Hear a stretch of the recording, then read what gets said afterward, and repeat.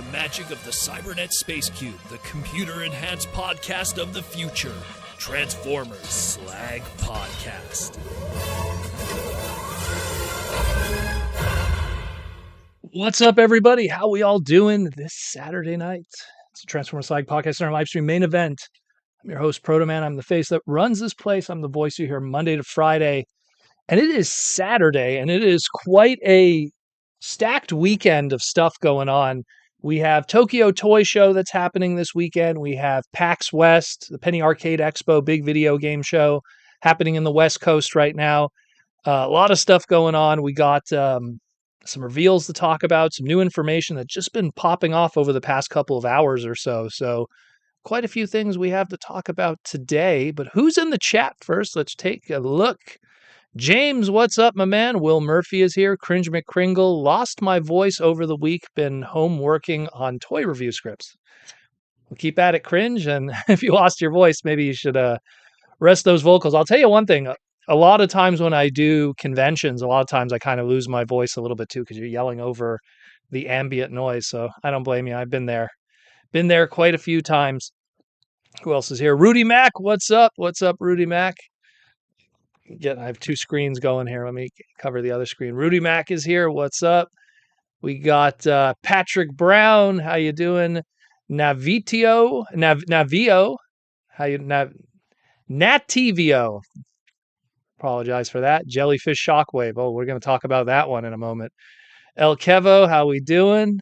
How we doing, El Kevo? T-Formers, what's up? And Bruticus and El Kevo, and everyone's slowly rolling in. Bruticus is popping in. Everybody's coming on in. Clark Clint Gaming. We got a lot to cover. It's going to be quite a bit of stuff. And the only thing is amazing, like, this was such a quiet weekend for me personally. Like, didn't really go toy hunting that much. She did. She went and got some stuff. We'll talk about that in a moment. But I didn't go toy hunting that much. Who is texting me at this time? People are crazy. You know? People are absolutely crazy. But yeah. It is what it is. Let's see. But yeah, Ashnode, how you doing? So let's get into the news because we got quite a bit to cover, and then we'll just talk about everything that's going on behind the scenes and everything over the next couple of weeks. Because there's a lot of cool stuff happening on the Transformer Slag podcast and Proto Man side of things. But let's get into some dates first. We'll talk about those. We have some important dates to make a note of over the next couple of days. We have the Fall Target Geek Out that just started last Friday, that just passed yesterday. And every Friday, there's going to be some kind of Target exclusive revealed. Now, keep in mind, not all of these are Transformer related. In fact, the Friday yesterday that just passed, the exclusive that was revealed was something that was Lego related. It was, I believe it was Gremlins that they showed. They showed like a Gizmo Gremlins kind of Lego exclusive. So if you're into Gremlins and you like Lego, well, that's going to be a Target exclusive. But one of the other coming Fridays, sometime between now and October 3rd, is going to be some kind of big Transformer reveal. So stay tuned for that. We'll keep you posted. But if you're just a toy collector in general, keep an eye on the Fall Geek Out at Target and their website. Every Friday, there's going to be some kind of big reveal to their stuff. So enjoy it. Mr. Delgado, thank you for buying the comic. We're going to definitely talk about that later today, too. For sure. And then, of course, we have the Walmart Collector Con, which is happening on October 9th. And that's also going to be some kind of Walmart exclusives revealed, both Transformers and a whole bunch of other brands shown here. And that same October 9th will also be the beginning of New York Comic Con, which supposedly there's going to be some stuff, too, that's going to be happening with that. So a lot of different layers going on there. There's going to be a lot of exclusives, a lot of limited items and partnership items and everything. And that also ties into what's going on right now with supposedly Hasbro Pulse not doing live streams anymore to do their reveals and focusing more on live events, be it these conventions or their partners through different kinds of capsules and everything. So we'll see what pops with that, but that's a couple of dates to make a note of. But there's even some more popping off because there's quite a few things going on. Because, again, we just found out just a couple of days ago that the winner of the activate your alt mode, the fan vote for Shockwave and what his alt mode is going to be, it's going to be a sea creature. So that's all we know thus far. We've gotten to this point. Shockwave has defeated Grimlock.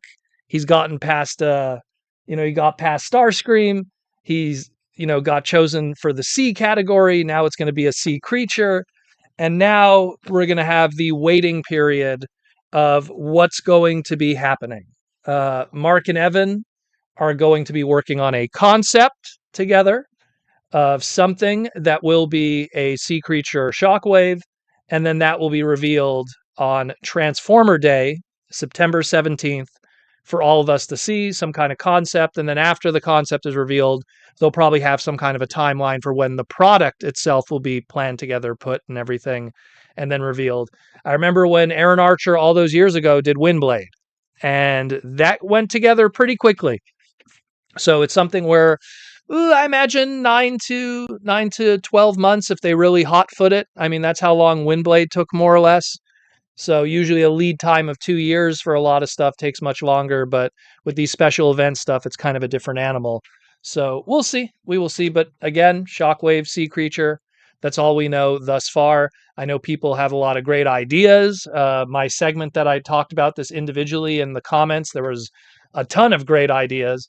But we will see what they go with ultimately in the end for the mono-eyed Decepticon scientist that's going to be under the sea at some point. So we will see. But also on September 17th, Simon Furman on his Twitter, Transformer writer extraordinaire of some of the greatest pieces of fiction of Transformers media, gave a little teaser of something that's going to be happening. Something huge is happening at the Battersea Power Station, which is a gigantic, pop culture mall in London. And we don't know what it is, but it's also going to be debuting on Transformer Day, September 17th. So, like I've said before in my individual segment about this, the Transformer store there leans a lot more heavily on licensed material. So Blockies, Lego, all partnership brands, whether it be books or T-shirts or mugs. There's very few Hasbro direct items there. So whatever it is that Simon's teasing, and because it's Simon that's talking about it too, which kind of also guides it a little bit, it might be fiction related. Let's just put it that way. And that is still partnerships. Like when you're buying a Skybound, Transformers comic, it's still a licensed item. Dare I say, third party, legal third party. So we'll see what's going on with that for sure. But that's another thing too to keep an eye out on Transformer Day. If you're in London, you could check that out. Some kind of big event will be dropping off there. So we will see. El Kevo says Simon was hyping it on the last episode of his podcast too. Something big. Oh, well, we'll see then. We will see. Again, I'm guessing. I don't know. I'm just taking a guess that it's probably going to be something fiction related, judging that it's Simon, because Simon, in his history of Transformers, has really just written comics, helped with some episodes of shows, and then some video game stuff on the mobile nature and everything. So we will see. Bigum, what's up? Fonhart, how you doing? Everyone's still rolling in. Thank you for joining us on this lovely evening talking about the robots in disguise. But so that's what's popping with Simon. Then we had JT Prime 17 just dropping a little bit of breadcrumbs of what's going on. JT Prime, our Illinois boy, as we like to call him, revealing all the little behind the scenes of what's going on with Transformers. And supposedly we're going to be getting some kind of Monstructor. Again, ignore the image on the right side. That's just a digibash by an individual on the Chinese message boards of Weibo. But some kind of Monstructor. We will see what happens with that, but that is in the near future. So if you are hyped to get the once infamous GPS character, which, oh boy, was that a GPS nightmare, that thing in some areas. Now's your chance. Get this one and get it good. Then, of course, this one also dropped. This is a bizarre one only because of the timing of it. And considering how, I've seen how quickly Funko could turn around and put out product when they realize something is popular. Baby Yoda being a good example of that, and some of the very first Grogu items were Funko because they're able to turn around and put out product very quickly because of their ease of development. And yeah, we have here a triple crossover. We got Funko X Magic the Gathering X Transformers. And this is their larger Funko scale in that the Funko itself, the Funko Pop, is still the same size, but it comes with some kind of big background. If you probably go to Walmart right now, you'll usually see that with, they'll have like a comic book cover on the back or like a sports memorabilia or a trading card. I know I saw like Day of the Future Past Wolverine kind of got that treatment at one point. But so this one here is taking the art from the Magic the Gathering Transformers subset that happened during the Brothers War 3 years ago and making a unique Funko Pop based off of that art. Now, what's bizarre about this, again, this was a subset, a micro subset of Magic the Gathering cards that came out 3 years ago. And now they're doing Magic the Gathering crossover stuff. Maybe this was something they planned to do 3 years ago and it just took them forever to get it released. I find it very bizarre. And the only reason why I even want to like talk about it is because like I love Magic the Gathering. I love the Brothers War in Magic the Gathering, and I love that they put Transformer cards in the Brothers War set in Magic the Gathering. And now they're doing a Funko Pop that has the art all blown up. So it's all very perplexing to say the least. So yeah, this is going to be a thing. Supposedly, it's already showing up in some of the Funko Select shops in the United States. So if you are interested in this, part of my brain kind of wants it just for the display, just for the background. We'll see how I feel. I mean, these things are probably going to be expensive because Funkos are always overpriced. But yeah, it is what it is. And James, you are correct. Funko recently reported $41 million in losses. So, yeah, if they're doing a 3-year-old product now, I don't know how well even this is going to go. This speaks to someone like me who likes Magic the Gathering and Transformers, not so much Funko. So there's something there for me there, but I mean, for the rest of the world, this is probably going to be in a landfill. I don't know. I don't know. And speaking of Magic the Gathering and people who actually worked on that subset, Josh Perez worked on that Magic the Gathering subset. But Josh Perez, friend of the podcast and also fellow coworker in the comic book world, recently made a little bit of Transformer history. So the latest episode of Transformers Cyber World came out today, this morning. And a really good episode, nice little throwbacks to anime storytelling and speed lines and all kinds of wackiness, the great stuff that Lightfoot and the crew have been putting together. But what was very interesting about it was it's the first time that I've ever seen in Transformers history in terms of animation, and Cyberworld is exclusive to this, that box art is featured in the episodes.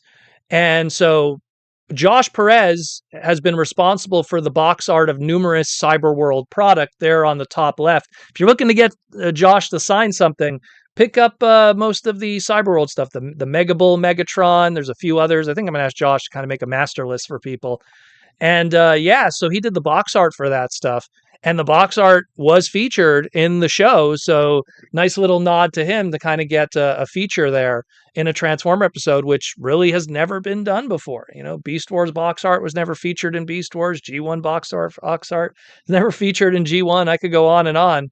But this is very interesting. And again, nice, fun little episode. Check it out. Kind of makes me want to own Snarl. I don't know. Snarl's kind of funny. Kind of funny like that. Very like evil samurai ninja. He's doing his own thing kind of stuff and scaring the hell out of Bumblebee. What did he see Bumblebee doing when no one was supposed to be looking? Who knows? We will see. We will see. But yeah, shout out to Josh. Good stuff. Then we got Tokyo Toy Show and a T-Spark Zone pop-up event.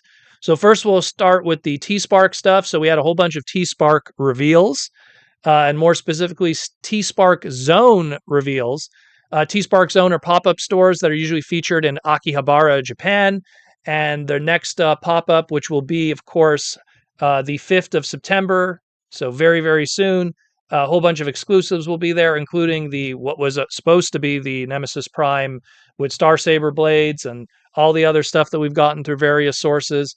But they also showed off some brand new images of more mainline products that you'll be able to get through T Sparks, Subline, and of course through Amazon and all kinds of retail in Japan.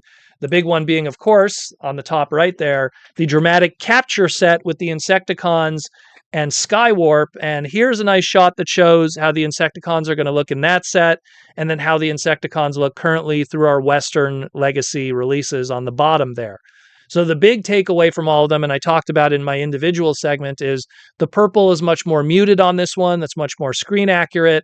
And then, of course, you have the gray that's on the bombshell that's much more screen accurate for his robot mode because of the weird proclivity of just how it is of, you know, in bug mode and rhino beetle mode, he has the purple, but when he transforms, it's a gray, and that was probably just a misstep of how the coloring of the animation cells and the animation model was, and then ultimately in the end led to a transformation that's kind of impossible unless they do like some kind of color change kind of thing. Pour hot water on the figure and it'll turn gray. That's probably the only way you'd be able to pull that off, but yeah, it's just something where the purple of the insect mode becomes gray when it's in robot mode, and it's just how it is, unfortunately. So what they did to kind of remedy that is they did something that's more toy accurate and alt mode accurate for the legacy ones, and the dramatic capture series is going to be much more screen accurate and unified with the coloring and stuff. So if you didn't get the Insecticons up to this point, if you're having trouble getting them because some of them on the secondary market do go for pretty crazy money right now, this dramatic capture series will be coming out on the 5th of September from Japan up on pre-order with the Skywarp as part of this set. Heck, if you already got Skywarp, heck, you could sell that on the side, get some of your money back. So I think it's really cool though. I think it's cool. I'm actually quite tempted to maybe pick up this set because I never got a chance to pick up Shrapnel, and Shrapnel kind of goes for crazy money. So I'm just kind of in this situation. I'm just like, you know what? I'll cut my losses. I'll just keep the bombshell in bug mode, so he'll be screen accurate for the bug mode, and then I'll just get all three of these, and I'll probably sell the Skywarp on the side or something because I don't need the Skywarp. We have a whole new set of Seekers coming, so he's going to be kind of the extra on the side if anything else. But still very cool. We don't have a price yet, but we'll probably find that out next week when September rolls around, and we'll have all of these items up for sale and stuff through Amazon and the T-Spark zone, so to speak. What do we got here? Clark Clint. What was that Nemesis Prime getting released now? It's not a Hascon. So we don't know yet. Supposedly Hasbro Pulse is not going to be happening this time around. Again, it's just a rumor right now, so I can't confirm it. This was from someone who talked to the Hasbro crew at Fan Expo Toronto. Fan Expo is like the San Diego Comic-Con of Canada. And Hasbro was there, and they were just like, yeah, we're not doing Hasbro PulseCon. And if they're not doing Hasbro PulseCon, well, last San Diego that just passed, we learned that the Nemesis Prime Armada was a Hasbro PulseCon exclusive. So what's going to be happening with that? I'm pretty sure they're going to find somewhere to put it. I'm not too worried about that.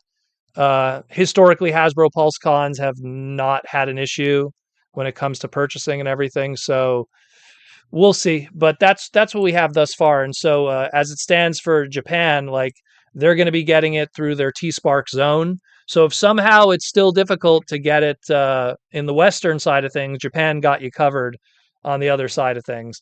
So we will see what pops with that. I mean, it looks really cool. Don't get me wrong. I mean, I messed with it in person at San Diego, and that mold is looking good, looking good. But then, of course, we have this one too. The Missing Link C10 G1 Ultra Magnus. We finally get to see how the colors work through the teaser image, and then we had the prototype shown at Tokyo Toy Show, and looking really good. We just don't know how the articulation is because, unfortunately, Tokyo Toy Show decided to pose it in the one pose that we don't need to see it in, which is that standardized brick G1 pose. But we do get to see that he does indeed come with Deerstalker, his little Diaclone buddy that didn't come with the original toy, although it did come with the original Diaclone toy, the powered convoy. So he's going to come with a little Diaclone pilot. He's going to come with Deerstalker, the little powered buggy repaint in Ultra Magnus colors and blue. Go check out the manga segment that I talked about a few weeks ago. So that's pretty hype. I'm loving Missing Link. Real talk, I've been buying everything I can of Missing Link. I just love everything they do. So this just adds to that, and that's really cool. You know, the fact that, like, look, I own a G1 Ultra Magnus. I owned a G1 Ultra Magnus for like 30 years. So, like, you know, that's not going to be a big surprise to me outside of the articulation and stuff. But to include the little powered buggy Deerstalker and the little Diaclone driver, it's going to add a little something extra that didn't exist before. So that's pretty nice. And I dig that, you know, and the articulation is going to definitely make it good. Big Bot Bodega, what's up? You're at Bacon Fest. That sounds absolutely delicious for the heart. Hope you have a good time. Bacon Fest. That sounds good. That sounds good. And then, of course, we got some Wild King stuff. I apologize on my individual segment about this. For some reason, the 10 transformation image glitched out on the encoding of the segment, but here it is now. And we have WKEX01 World Dragnus, the big bad of Wild King, a homage to the original Gigatron from Car Robots, aka Robots in Disguise Megatron. I'll always call him Gigatron, Devil Gigatron. But 12 different modes, if you will, or forms of transformation or attachments between the standardized Dragon, Devil, the regular version, the two separate Dragnite Senshis, aka soldiers, the super modes, the ultra modes, the connecting to Megatron, the wild docking version, the infecting Optimus Prime version, the super flight mode. There is 10 different things you could do with this thing, and it looks really, really cool. Really, really cool. Now, MSRP on this is 11,000 yen, which comes to about $75 to $80 USD, depending on the time of this recording. It might go up and down, which is about right because a Energy Master is about $50, like Optimus or Megatron were about $50. And then the Energy Beasts, more or less in Japan, you could get them between $10 and $15. So considering you get two Energy Beasts and an Energy Master, it's about right. You know, it's in that price range. Who knows? It might end up being cheaper when it's all said and done with importers. But yeah, very, very cool. If I end up in Japan over the next couple of weeks or months or so, I'm going to definitely try to track this guy down. He looks really awesome and speaks to that Car Robots love.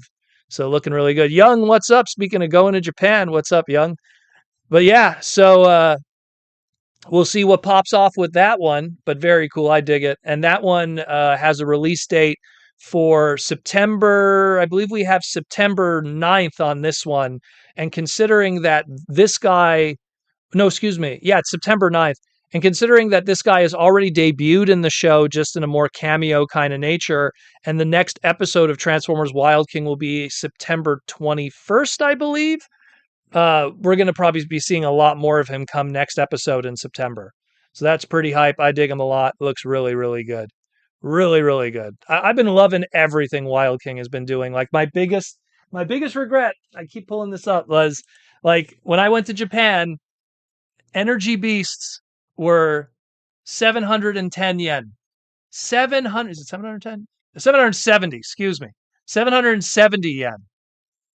Almost about $5 a piece these were selling at Don Quixote. I think I got these. And I should have just bought all of them. I just bought the one. I was like, oh, I'm just going to get Fire Dinosaur. That'll be cool. Should have bought them all.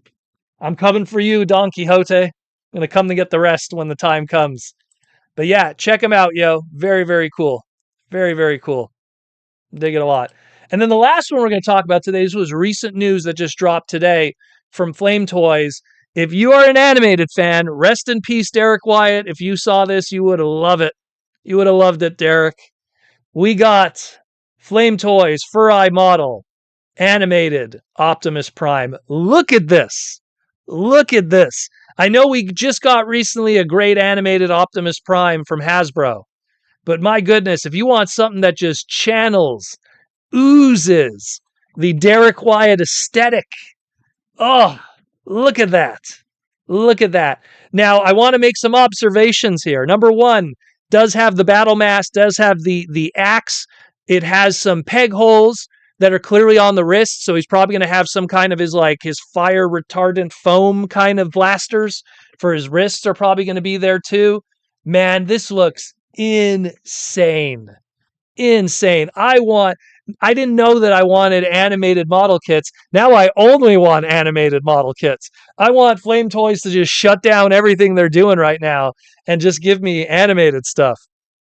Do you know how many animated characters we didn't get figures of? That now this is at least one opportunity to do that? This is crazy. So we don't have any release date yet. We don't have a price yet, but a little birdie told me this stuff is going to show up in the Tokyo Toy Show exhibit hall as we speak right now. As of this recording, as of this live stream right now, it is the morning of Sunday in Japan for Tokyo Toy Show, and some stuff will be added to the display. So check that out. We'll probably have some more information and news about this over the next 24 to 48 hours. So very, very cool. And man, I'm excited about this one. This is really cool. And it makes me wish Derek was still with us because Derek would have been loving this, would have absolutely been loving this. It's such a shame that now we're getting all this animated love, easily like 10 to 12 years later. And one of its creators, one of its progenitors, isn't around to see that, which is heartbreaking in my mind. But looking great. Looking great, man. This is just fantastic. And that's it for the news, more or less. But man, oh man, that looks great. That looks just absolutely fantastic. Love that. So, we'll talk about the sponsorship. We'll talk about what she got this week because I didn't get much this week, but she got some cool stuff. It's kind of Transformer related, some of it. And then we'll just take some super chats and questions from the fans and talk about the speculation of what's happening with the fan vote and what's going to be happening with that. Some people were telling me that they heard some stuff from the Hasbro crew about what won't be alt modes. So we'll definitely check that out. But first, let's do some sponsorship because we have some fresh sponsorship slides here. Of course, we got Symbiote Studios, plush pins and t-shirts. Here's their lineup of everything popping off right now. The Soundwave is now available on the website, so check that out if you are interested, as well as all the t-shirts and all the other goodness. Of course, there's all the others we got here too. And then, of course, you got the Superior plushes. Those are going to be coming very, very soon. If you are coming to TFCon LA, which recently just announced their dates and their hotels and everything, these will probably be available at TFCon LA in time. Definitely the Swoop will be available, which I might as well show that too. The Swoop to complete your Dinobots, that will be available in time for TFCon LA. These guys are already, as we speak, are probably being done in production right now at the factories. So if you are interested in some brand new Transformer plush, a lot of this stuff is slowly starting to roll out. So check all of that out. And of course, here's the whole new plush of pony assembly. Oof, man, this is all the new pony stuff. So if you're a My Little Pony fan, my goodness, there's a lot of new pony stuff. And here's the video game lineup. Because right now, as we speak, if you are at Penny Arcade Expo, PAX West, Symbiote Studios is there right now, and they've revealed at this weekend, if you want to see in person, the Shovel Knight King Knight is available right now to check out in person. That's their booth right there. You can go check out all their video game related product. No Transformers this weekend, just all the video game stuff if you're interested from all their different brands and everything like that, especially Cassette Beast. Cassette Beast is a really good game. Go check that out if you get a moment. But yeah, you can pick up their Shovel Knight shirt. You can pick up their Shovel Knight plushes. You got all the other stuff there too. So go check out Symbiote Studios if you're at PAX West this weekend. Still one more day left, I believe. So check that out, too. And of course, the Toy Armada. Toy Armada with Aaron Archer. Aaron, too, is also going to be hitting the convention scene very soon. He's doing a show. He's out with the family right now, checking out the Frazetta Museum. I'm very jealous of that. That's some very cool to see that classic art and stuff. I don't see art like that anymore on our fantasy books. But yeah, check it out. The Toy Armada with Aaron Archer, latest segment on the podcast. We talked about Transformers Universe. Go check that out. Go check out some of the older segments too. A lot of really good stuff we talk about. More to come in the near future. Aaron's just been really busy. Again, summer is the convention season. So either I'm on vacation, he's on vacation, we're both doing shows all over the United States of America and Canada. So Lord knows we got Chicago coming up, and then we got so many others in the near future, which we'll get into in a moment. But yeah. And of course, check out his Posca paintings. I don't know if any of these are still available. Again, conventions he's been doing. Some of these might have already been sold out, but check out archermonster.com/shop and pick up some one of a kind original Posca paintings, especially that sideways, man. That is one good looking piece. That one more than anything. That is fantastic looking, that one. And even the scavenger done on the Japanese one, that's really good too. So very awesome. So check that out, archermonster.com/shop. Pick up an art book, pick up some original art, and own a piece of history from the man who made it, Aaron Archer. And of course, might as well plug myself too. Made a new fresh slide for here. We have the limited inventory that is left of Mega Man X Timelines issue number 1. I have a small little pocket of inventory that I'm going to be bringing to the Mississauga video game show in September. So I will be bringing some of those. And then all that's left is very little on Udon's website. So if you want to pick it up before these sell out, it's shop.udonentertainment.com. Check out the Mega Man X section. There's these different covers that are available. All the other covers have sold out completely. The top shelf cover, some of the other covers, those are gone now. So this is all that's left, and there's not much left. And I predict by the time the ongoing starts in November-ish, don't quote me on it, I think it's November, these will probably be all off the website and sold out by now. So don't miss your chance. Pick it up if you can. And yeah, a lot of different covers there, especially the web exclusive one, the sketch cover. I would suggest picking up the sketch cover. And if you ever see Josh Perez or Edwin at one of the future TF shows or something, and get him to draw you some goodness on there. So that's a nice little extra too. But yeah, check those out. It supports the podcast kind of indirectly because it shows the love for the book and we end up making more of it. So check that out. We do have the ongoing that will be coming in November, December. So that'll be some cool stuff too. But again, I'm aiming for in mid-September, I believe it's September 14th, is going to be the Mississauga Toronto video game show. I will be there as a guest. I'll have a bunch of comics and stuff, so you guys can pick those up. I'm going to try to dig up some old Mega Man merch too, to kind of also have on the table. Just because I have the extra space on the table, so I'll kind of like fill it with some Mega Man merch and stuff. Also, I have some extras of little PVCs and figures and stuff. I wish I had some to show here. I have some of them here, but little things here and there just to like mix it up a little bit and give someone some goodness here and there. But yeah, so check that out too. Again, store.udonentertainment.com. Get yourself some Mega Man action, or there's a lot of other great stuff there too. A lot of other books, a lot of good stuff, And that's it more or less for the news. Let's get into what the little lady got. I had to actually put it in one of her storage boxes here because so she went to one of our local toy stores here in Montreal. Shout out to MD Connection, who has been in Montreal since, gosh, I want to say 1991, 1992. Mark and Dave was originally a sports card store, then became sports cards and comic books. It starts in 1991. And then they brought in an arcade machine. So then they had arcades. And then they started carrying action figures like Toy Biz Marvel and little anime figures here and there. And then slowly that took over the store. And then it became strictly just toys. And that's all they deal with now, toys and some TCG here and there. And we went to their warehouse location because we saw them a while back, and yeah, we just wanted to come by and say hi. And when we went by to say hi, the little lady ended up buying a whole bunch of bootleg Lego, a whole bunch of it. So yeah, like $80 later, she got Wreck-It Ralph. Wish I had like a better way to show these. If I should put my hand, because my hand moves, it distracts. There we go. Got to use a Funko hot rod box. So she got Wreck-It Ralph, that oversized one. She got the new Fantastic Four, but she got Thing, looking really good.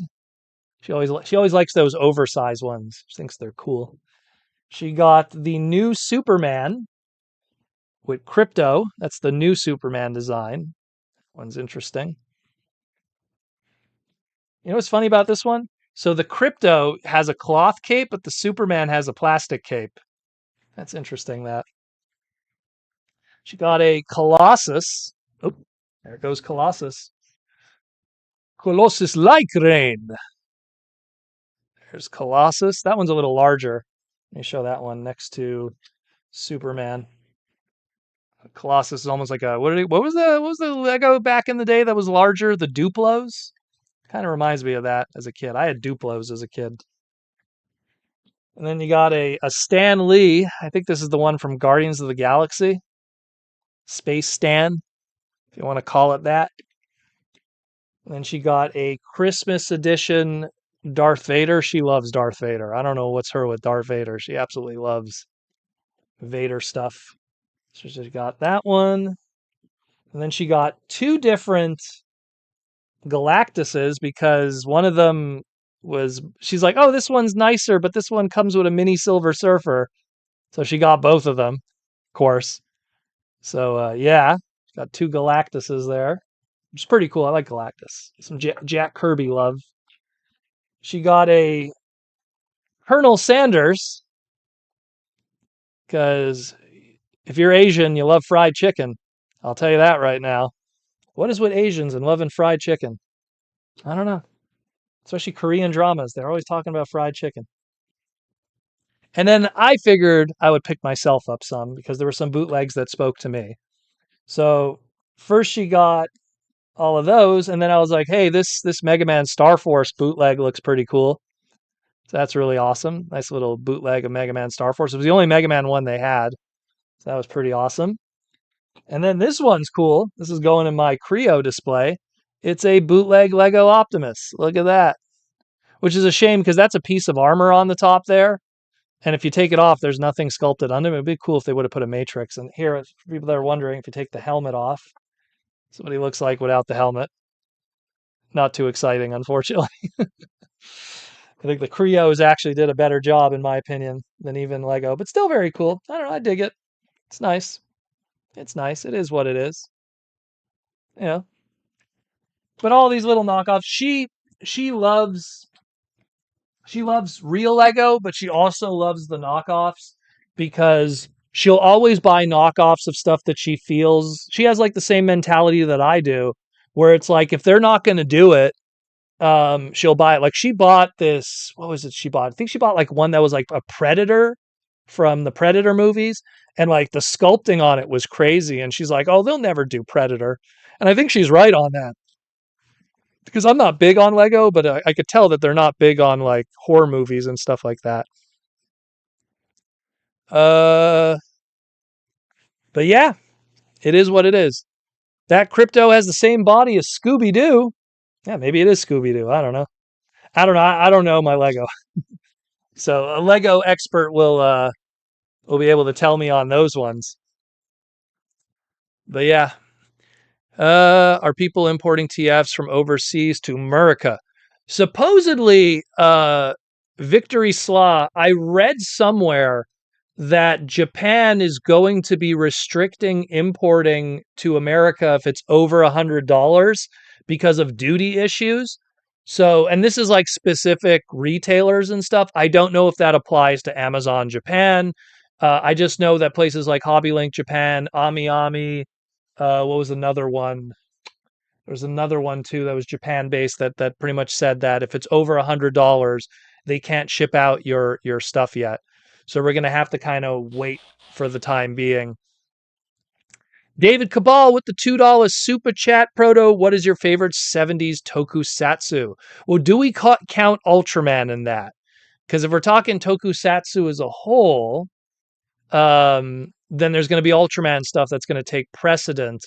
If we're talking just the Sentai tokusatsu, which I think you might be referring to more like the Power Ranger-y kind of stuff, um, geez, 70s ones? All the ones that I really like that are even the old ones more stem out of the 80s. Because like, let me think for a second.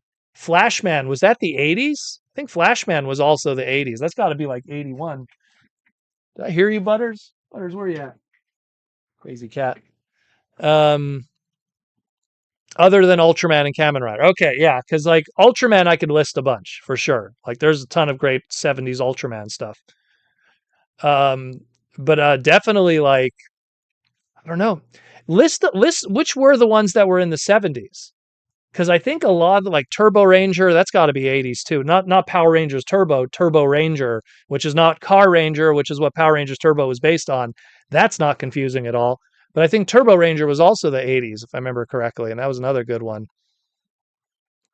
Yeah, I don't know. I heard Butters. He jumped up somewhere, but I don't know where he is. Unless you saw him in the reflection of the glass over there. But he's not there. I don't know. Um, yeah, do we Ninjatron's right? Do we count Toei Spider-Man? Spider-Man. Hey, yo, Spider-Man. You know? Because I don't know, there's not a lot of 70s tokusatsu that I know offhand. Because there's probably what Sun Vulcan? That's got to be one of them, but I'm not a big fan of Sun Vulcan. That one wasn't that good. Um, Kakaido. Oh, you're talking about just outside of those. Oh, okay. Well, man, I don't know then. Like, geez, because Kakaido, like all the Kakaider stuff I've seen was either animation or the later stuff of Kakaider. I've seen a lot of later Kakaider stuff. And I mean, so you mentioned Cyborg 009, which is anime. Cyborg 009 is a staple in this household because Proto Man's origins come from Cyborg 009. It's like take Astro Boy and Cyborg 009, and here's Proto Man. You know, that's literally it. Google Cyborg 009, Google Proto Man. You're going to be like, oh, yeah, I see it. You know, uh, Red Man. That's what was kind of the prototype for what would have been Ultraman at one point, you know? And then, of course, they ended up making it its own thing afterwards. I mean, could we put Godzilla stuff in there? Because I can name a bunch of Godzilla stuff from the 70s. It's tough outside of like the big ones. Um, Shiro, I thought Sun Vulcan would have been a good series. I don't know. Sun Vulcan, I feel, is one of the weaker ones, in my opinion. And I think that one for sure, that's got to be the 70s because that came out around the same time when Marvel was still kind of involved. So that had to be the 70s for sure. Mega Man. So Mega Man's origins, according to Akira-san and Inafune, came around during Mega Man 2. But Akira-san, who really is kind of the father of Mega Man, he used a lot of Astro Boy, and that was that. It was just like he looked at Astro Boy. He looked at Astro Boy had a very famous anime story called "The World's Strongest Robot in the World," which was like multiple robots from around the world of different kinds of gimmicks were getting attacked by Bruton, and Astro Boy had to stop Bruton. And if you look at those individual robots, it's kind of like the first 6 Robot Masters before they made 8 Robot Masters. So you clearly see like Akira saw that episode and then was inspired to make Rokuman, you know? By the time you get to Rockman 3, then you have Inafune come in, and then now you have Inafune with I like Cyborg 009. I like Makago, which is Speed Racer. I like Kenshin, like you mentioned there, Kashin, with Kashin having a dog partner. That's where the Rush, element comes in. So like Inafune, when he came in, he brought in his own elements of stuff that he enjoyed as a kid watching in the 60s and the 70s to Mega Man. So that's kind of that. And then when you like, you fast forward to even Mega Man X, then you had a lot of those Akira Toriyama elements that are bleeding over into that because Dragon Ball was huge. And, around that time, it was going from Dragon Ball to Dragon Ball Z in the anime. It had already gone, what never was Z in the manga. It was always called Dragon Ball in the manga, but it was going into those chapters of Raditz and everything in the Saiyan Saga. So you have so much of that. Lizard Sphere, yeah. So Frinder is actually the name of one of the dog villains in Mega Man 2 when Inafune joined the Mega Man brand. So, like, the moment Inafune came in, he was bringing in all of that stuff. But Astro Boy really was the beginning of all of that. And in fact, if you beat Mega Man 1, the final scene of the game where Mega Man's just running without his armor on, even has kind of the Astro Boy hair and everything. So there's a lot of that. But Japan's all about homages and all that kind of stuff. A lot of that. A lot of that. Mr. Degato, welcome to the Minicon Recruits and YouTube membership. Thank you for joining. Ask as many questions as you wish. I'll be honest with you, David. I'm not she loves Evangelion for the mecha designs. Like, she's a big Eva person, but mostly for the mecha designs. I've never been a big fan of Eva only because when I first watched it all those years ago in the 90s, I was like, okay, this is unique. The plug system powering a whole city down. The robot designs were unique. The ideas were unique.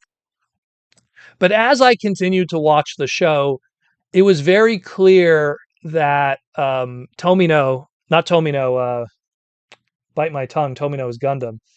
God, who's the guy behind Ano-san? Ano-san, who did Eva, clearly was trying to convey some of his own problems that he was going through in real life. In the same way that I'm not a big fan of Zeta Gundam, because that's when Tomino was going through his depression. And then that kind of becomes very apparent on the screen. Ano-san was going through a depression, he had father issues. I always say, hot take, people who really like Ava also seem to not have good relationships with their parents. Let's put it that way, especially their fathers. Because everyone I know who loves Ava, it seems to always check out for some reason.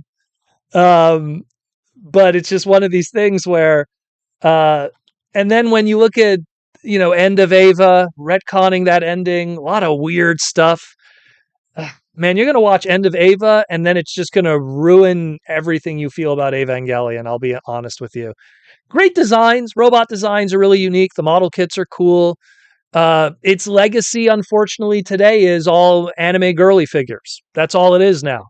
Like, you just type, like, Asuka Evangelion merchandise. There's more Asuka Ava merchandise just of Asuka than there is everything of robot stuff of Ava combined over the past forever.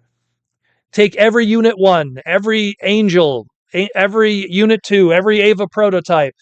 Take all of those combined, doesn't even come close to the Asuka merchandise. It's pretty much just to sell waifu figures today. And when they made the Ava movies, they were like, we got to make a new waifu. And then they invented Mari. And Mari pretty much was, oh, Ano finally got a girlfriend. Oh, Ano finally got married. Oh, Ano is going to self-insert his girlfriend / wife into the anime. It is what it is. Again, not a big fan of it. I think that if you're into mecha, as long as I've been, and all the stuff that I saw before watching Evangelion, I mean, I just see like a cheap knockoff of Amuro Ray. Oh, here's a guy who also has problems with his dad, and getting to the Ava Shinji instead of getting to the Gundam Amuro.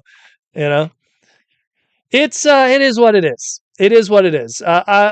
There's so many great mecha anime that Ava doesn't even crack my top 20. Like, no joke. Like, there is So much better stuff. The same year that Ava came out, Gal Geiger came out. Okay, and Gal Geiger is one of the greatest mecha anime of all time, of all time. So it doesn't even come close. Doesn't even come close. You know. So that's all I'm going to say about that. You know. And there's nothing wrong with waifu stuff. Don't get me wrong. There's nothing wrong with waifu action figures or anything. But it's just I found that Ava just that's kind of that's all that there is now. You know, like they're still making Ava product to this day, but it's still here's Asuka as a cat girl. Here's Asuka in a bathing suit. Here's Asuka, wearing a Christmas outfit with a peekaboo skirt, So it is what it is. And hey, if you want to own that stuff, that's fine. I mean, I have anime girly figs here too from Gyro Zetter. It's probably one of the few anime girly figs I own. If you don't count, I guess if you don't count Kiss Play, but like here, if I could turn the camera, I'm going to screw everything up. So you're not going to be able to see them well. There you go. There's two anime girly figs right there from Gyro Zetter. And there's a Commander Keen on my desk. Now I just screwed up the camera. Oh well. So I don't like to mess with the camera too much.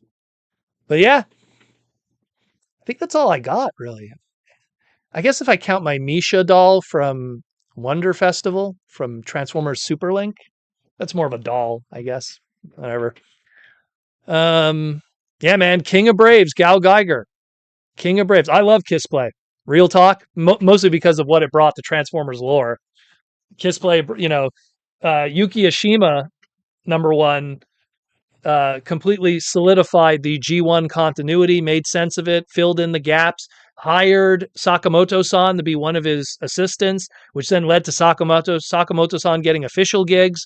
A lot of good stuff came out of Kiss Play. You could ignore like all the little girly anime fig stuff if that freaks you out. That's fine, but yeah, and alternator molds are cool. So good stuff came out of Kiss Play.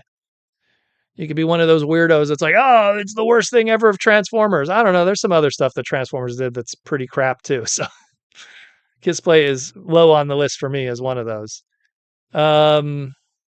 Still waiting for that new Ava Transformer crossover. I mean, it looks cool. Again, the robot designs are awesome. Ava has very unique robot designs. That's what attracted me to Ava. And then those early episodes had a really good premise, but then it kind of fell off the rails a little bit, you know. Uh, yeah, see, Ninjatron. Anno got a wife and therefore was able to give Evangelion a good ending. Yeah, it's the same criticism that I give Tomino when it comes to Gundam is that you sometimes you have these guys that they're just not having a good day and then the product suffers for it. And it's like, ugh, come on, man. Come on. You know? That's why some people are like, oh, Zeta Gundam's the best Gundam ever made. It's like, I don't know about that. Again, there's some cool designs in Zeta Gundam, but story, oof, I don't know about that. And that's another one. Tomino was depressed during Zeta Gundam, thus you got that bad ending. Years later, they retell Zeta Gundam with movies, and then they change the ending because Tomino has since gotten married and got over that. Don't ever let a bad moment in your life ruin the rest of your life. Things change. There's this great quote. There was an interview with Jason Alexander, who is George Costanza from Seinfeld. Just happens to be that he was the one who quoted it. And someone asked him, like, what's one of your most favorite quotes? And he said, do not fear all, for everything in that moment is fleeting, the good and the bad. Meaning it could be the worst day of your life and it passes. It could be the best day of your life and it passes.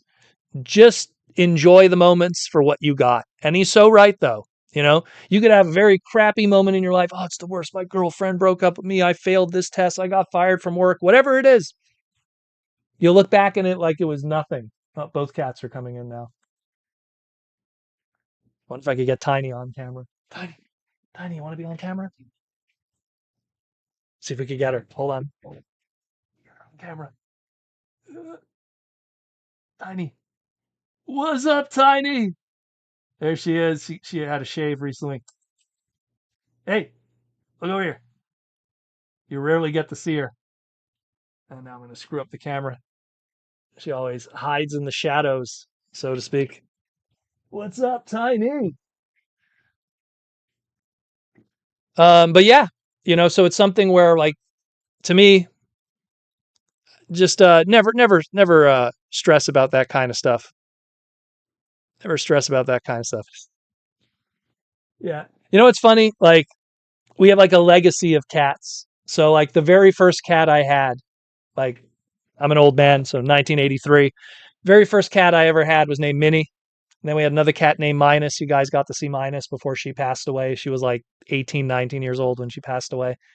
And then we have Tiny. So it's all these like small cat names. I leave it to her to name all of them. So I am the shadows. Oh yeah, she's definitely in the shadows, that's for sure.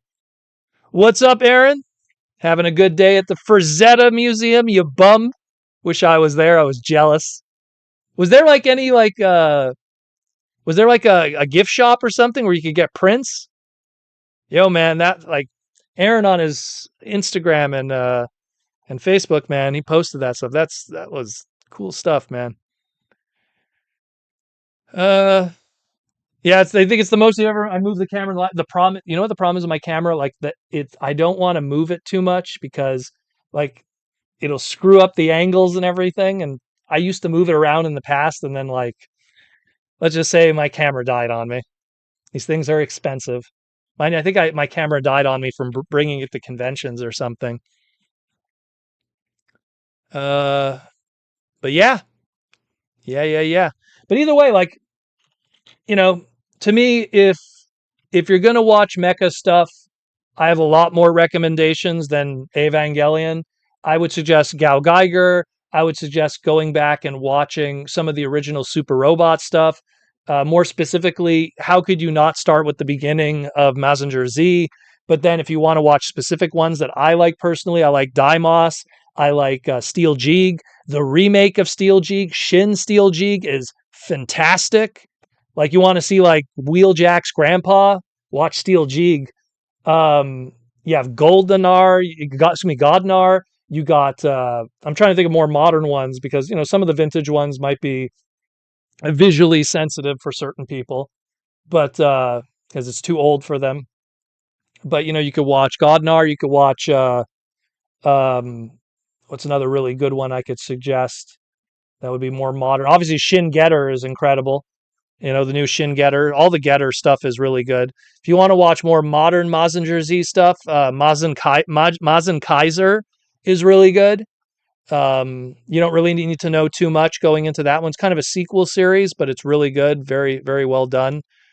Um, Edeon, no, don't tell people to watch Edeon, especially the movie one. You're just going to confuse people. People are just going to watch the ending of it and get scarred. There's another one too. That's like, ugh, I don't know. Pat Labor's amazing. Yeah, man. Especially the movies. The movies are fantastic. Pat Labor movies. Gunbuster is a classic. How could you not watch Gunbuster? You know, Gunbuster is amazing. Bubblegum Crisis is good. If you want to go into mecha that's not really robots, you could go into Tank Police, watch some early Masamune Shiro stuff. Like, there's just a lot of good stuff. A lot of really good stuff. I'm trying to think of some others. I'm trying to think of the more deep cut stuff. I mean, if you haven't watched Machine Robo, learn your GoBot history with that one. Machine Robo: Revenge of Kronos. That's out there, subtitled, I believe, for free on YouTube. Even. Um, what else? What else? Oh, what's up, Butters? Butters, want to come join us? No, I think he just wants food. But yeah, and of course, how could you forget Macross? More specifically, if you watch only one thing of Macross, watch Macross. Do you remember love? Mm, that is a absolute masterpiece. Absolute masterpiece. Giant Robo is great. Fantastic. Giant Robo is really great. Uh Kind of a sad ending, but really good. You know? A lot of really good stuff. Robot Carnival, all those shorts. My favorite one of that one's the racing one, actually. That's the one that has the least robot stuff in it. But that one's really good in Robot Carnival.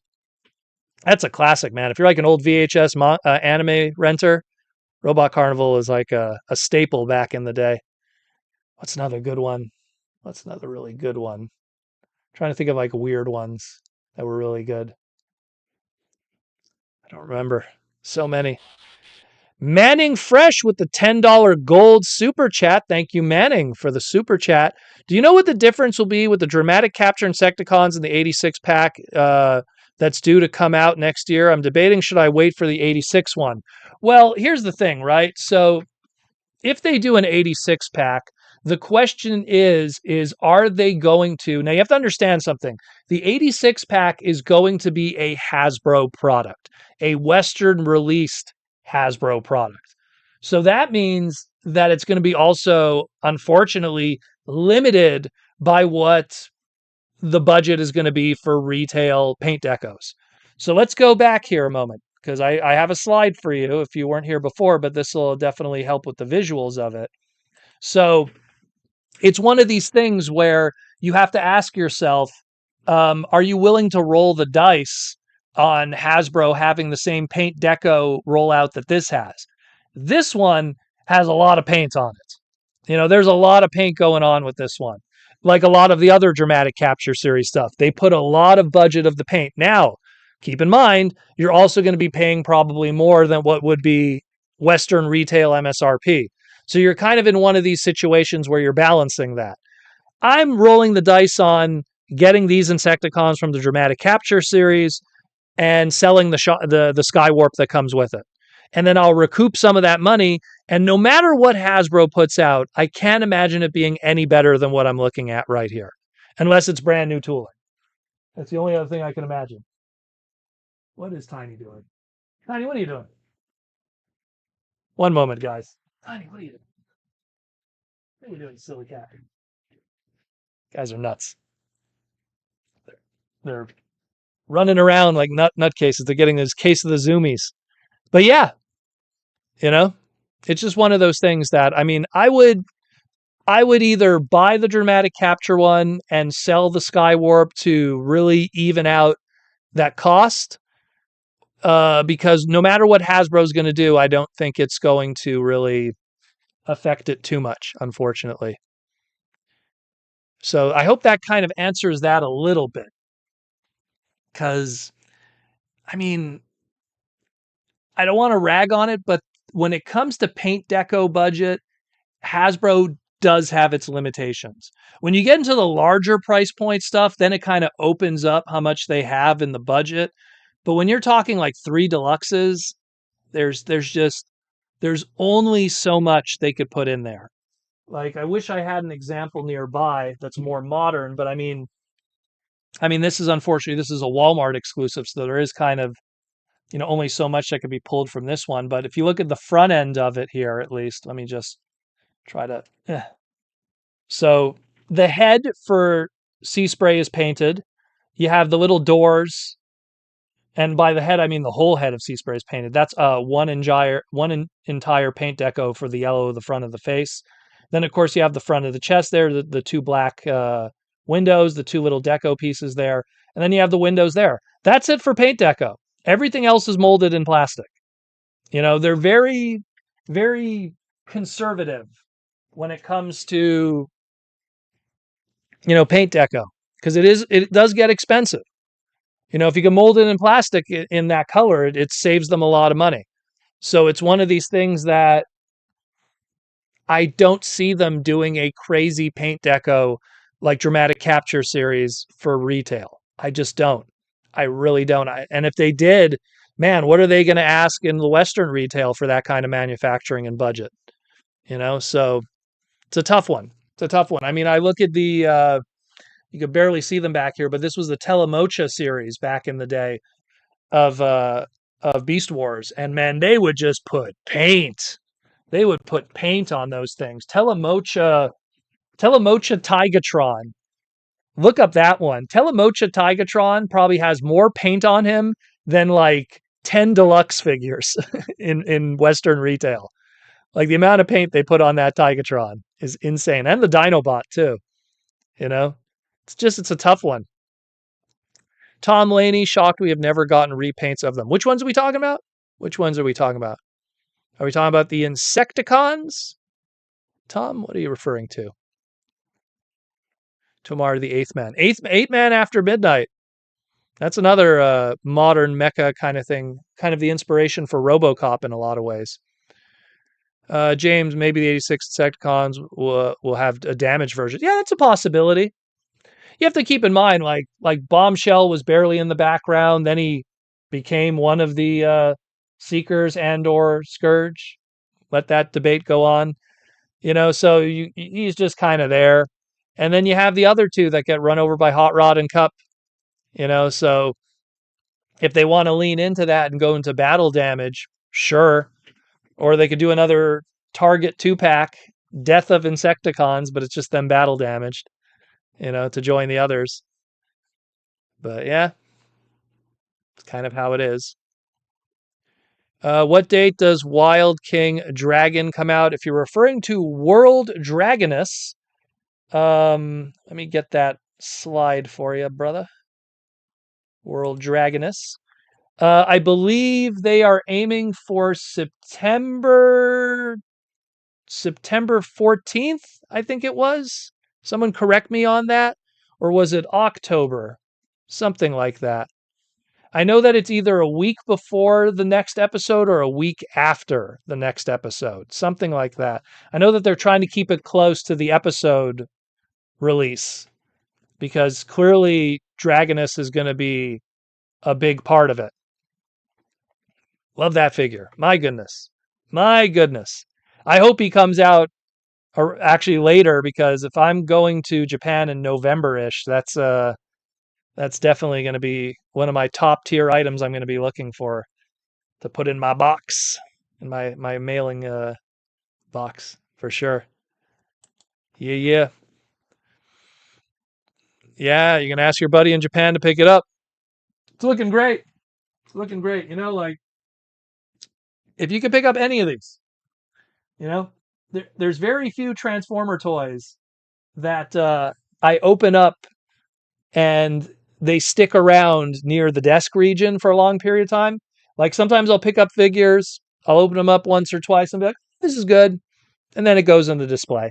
I mess with it a few times and then it goes into display. Sometimes to be permanently there forever.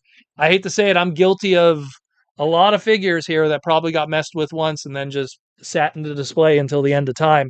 But man, like these guys, they are just so fun and so customizable, you know? It's like, hey, that's cool, right? But how about we take this off, then we take this off, then we like put it in the chest here, and then like we could put this in the back here like that, and then you could put the flame on top like this, and then you got like this flaming, oh look at that. Like there's so many cool customizable kind of gimmicks with Wild King that if you're a creative individual, and especially if you're someone who really likes what was going on with the modulators, with Transformers.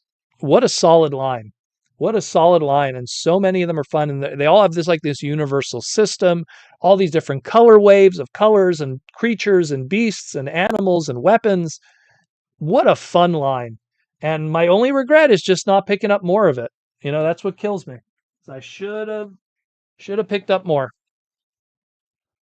Should have picked up more. Is it possible for Hasbro to bring them over?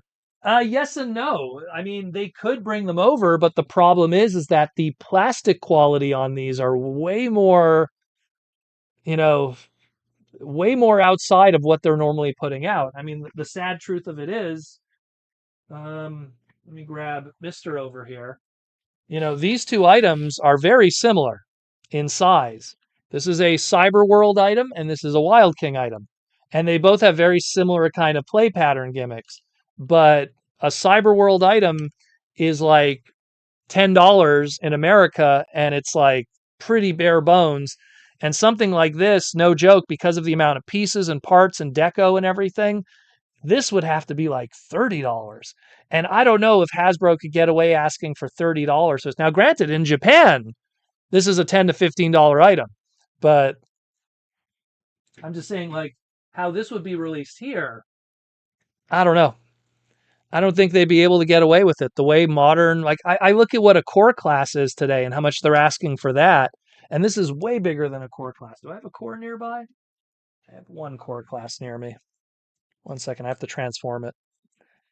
I got one core class near me here. Oh, there goes his gun. Whatever. I'll just put this like this for now. But it's like, this is a core class, right? And think about how much they charge for core classes. You know what I mean? Look how much bigger he is and way better plastic and everything and way more pieces. This is going to be like coming into like, 25 bucks. And I don't think the retail market of the Western audience is going to swallow that, unfortunately. So that's kind of the way I see it, you know? Hope that kind of answers that a little bit. Oh, we got a gold super chat. One moment. Manning Fresh has another gold super chat. One moment, sir. Just when I was transforming this dude here. Do you think we'll get a new mold for Galvatron for 86, considering that it seems all characters came from Earthrise and Kingdom? Well, we did get an 86 Galvatron, and it was unfortunately a major disappointment, in my opinion. But one thing that Nate talked about, which was very interesting, and Nate, you know, he always drops these breadcrumbs of stuff where it's like, this could be the future, this could be the future. And Nate talked about revisiting certain characters after a certain period of time. And I mean, look, the way that I see it is, even though we got a Galvatron 86, and unfortunately it's still pretty fresh in a lot of ways because it was only a couple, like I think, was it like last year we got him? So it's something that I feel that we will get a better Galvatron. Unfortunately, just for the time being, I don't think it's their focus, but I do think we will get another one.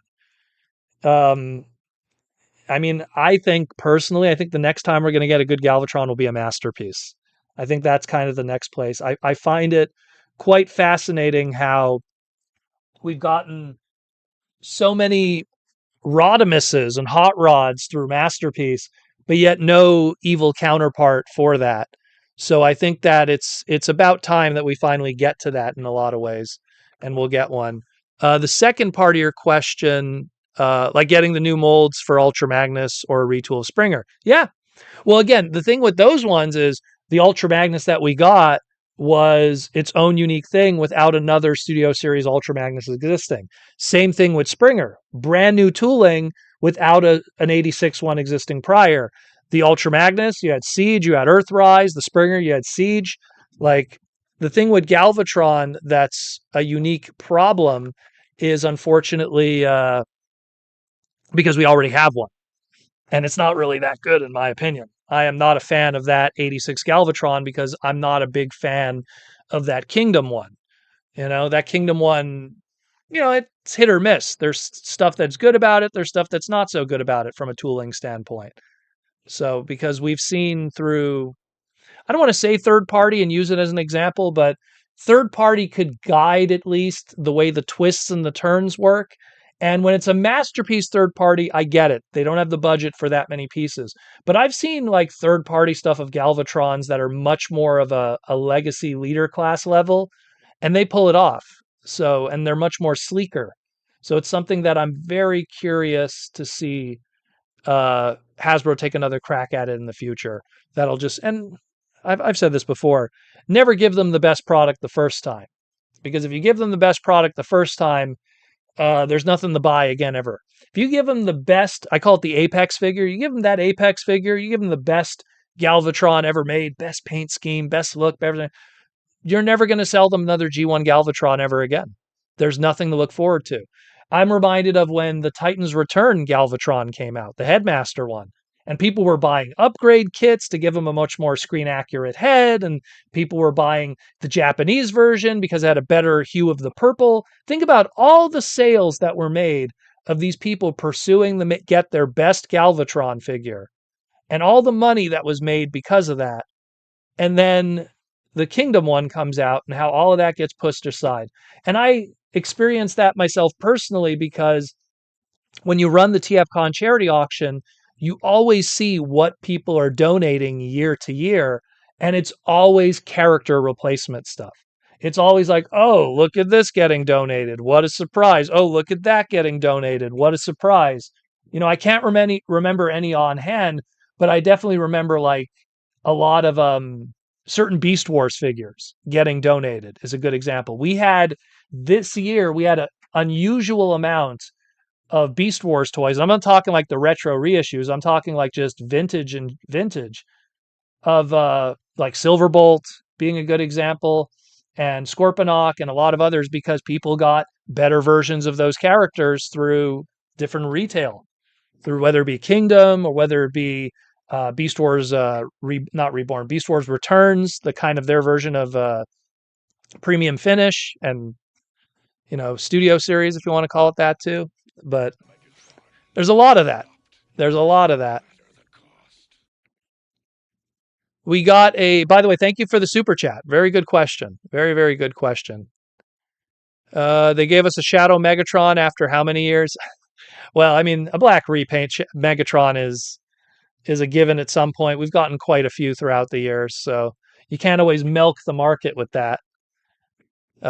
Black Optimus is a dime a dozen. Black Megatrons, not so much, but they do happen. They do happen.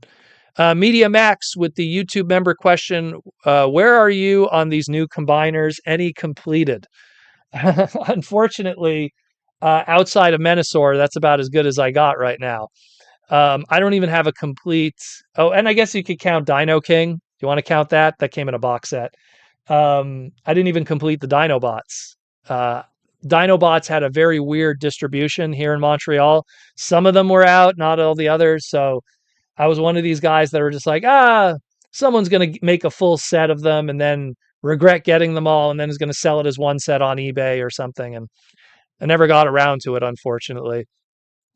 But I don't have any of the members of Superion currently at all. I'll probably get them at some point, but much like Menasor, I'm probably going to get it all in one shot, which will make my life way easier. To be buying Transformers at Canadian MSRP piece by piece and hoping to get some of those guys to then not get them as opposed to just buying them all in one shot and maybe paying $10 more. If I pay $10 more American MSRP, I'm still saving $30 to $40 Canadian MSRP. So I might go that route. I have none of Superion. I have none of the core class Volcanicus. I have none of the Devastator. The Devastator, it's the same thing too. I know they said they're not going to do a box set, but I'm in just in one of these situations where it's like, do I buy it? Are those limbs going to be difficult later on? Probably. I imagine that some of those limbs are going to go up in value, but if they're going to go up in value, it's like, am I buying it because of the FOMO of that? I already have two different versions of the Titan class one, which also doesn't really encourage me to get it because I'm just going to get that one and have that in Devastator mode, and it'll just kind of sit like that. So I don't know. I do not know. And I like the Titan one in all honesty. It looks a lot nicer next to my Omega Supreme. So like the Combiner Wars combiners, they're not that great, and the new ones we got are better. The Devastator, it's like, I don't know. Yeah, the individual robots are way better. I will give it that. But at the end of the day, it's going to be a big brick standing. And so I got to think about display needs more than individual engineering reasons. Never had interest in the core Dinobots, says James. Well, I think they were cool, but we all knew what they were really going to be later on. That's what I bought it for in the end, was to get Dino King. When Dino King came out, that was no brainer. I bought that day one. T-Formers 2002. I know in my case, when the Autobot 5-pack came out for my Earthrise boys, my Earthrise boys got donated, plus a lot of the CW combiners showed up. Yeah. Yeah, when you look at TFCon's charity auction, there's just so much of that. And it doesn't go to waste because people still buy it. There's still people who are willing to enjoy those. They don't care about getting the Apex version of those characters. So there's always something that replaces something. And it's a beautiful circle of life because you buy a product, you love it, you enjoy it, you don't like it anymore, you donate to TFCon charity auction, someone else buys it and enjoys it. And that's how it goes. It's the toy circle of life. using TFCon's charity auction. And that makes me Timon and Pumbaa, I guess. Cringe McCringle. Oh yeah, they're going to be tons of Combiner Wars figures getting donated. Oh, of course. I already we saw it wasn't last TFCon's charity auction. I think it was the one before. We had a lot of limbs of third-party Superion stuff. I think was it last one too? I think there was a Superion limb that was donated last time also. The last one in July. But I know that like a lot of third-party Superions were getting donated. Like it's just the name of the game. And I mean, we just see that over and over. So it's just something that and then there's people that are willing to buy the old ones and just be able to engage with those characters that way. And everyone's happy. You know, TFCon charity auction might be filled with a lot of people's purchase regrets, but for some reason, we still make over 10K every year. So let's just say people still love it. You know, it doesn't make a difference. James, the new Devastator is solid. The only thing that offsets the lag, but will be an upgrade kit for that at some point. Hey, if you love it, you love it. Never gonna knock someone's enjoyment. What's the term? Yuck their yum. But yeah, El Kevo, I'm gonna keep CW Devastator for Devastator and have the individual robots. Yeah, that's a good way to do it too. That's a good way to have it also. Keep the individual robots. And then you could have the big boy and then the small guys under it. Ashton, my only Transformer I parted with is the Bayverse stuff. Well, there's a lot of Bayverse fans today, let me tell you. There's a lot of Bayverse fans. If they were 5 years old back then, they are over 20 today. So they are the buying audience today. T-Formers 2002, I donated my Bruticus last year. I'm sure Superion will follow. Well, yeah. And you know what? And someone's going to buy it, T-Formers. I guarantee it. Like, no joke. You probably donate your Combiner Wars Superion. It'll probably make, I'm calling it now. It'll probably sell between $55 and $70, probably even more, you know? So that's pretty good when you think about it. That's pretty good. So, and that's just from my personal experience. God, how long have I been doing the charity auction? God, when was the first charity auction? 2012? Have I been doing it for over a decade? No, it can't be right. I don't remember. It's been a while. It's been a while. But I see those cycles all the time. All the time. Media Max with the $5 super chat. In my humble opinion, Hasbro needs to make needs to copy the manga to anime models. Just adapt the new Skybound comics. I haven't read them yet, but they look really cool. Well, I mean, if you're talking story and animation, that probably will happen if the rumors are true with what's happening with Skybound and Mr. Kirkman and his production studio. So I think that will happen. Now, when it comes to product, well, I will say this. If there is an animation or a TV show of Transformers based off of that, obviously product will follow. You know, we don't live in a world where there's Transformers media and there's no merchandise to copy it. It's very rare that one and the other don't happen. There might be a show and some background characters don't get figures, but to say that a whole show gets ignored, that would never happen. You know, even probably the only like big offender is something like a Transformers 1, where slowly we're getting all of those characters.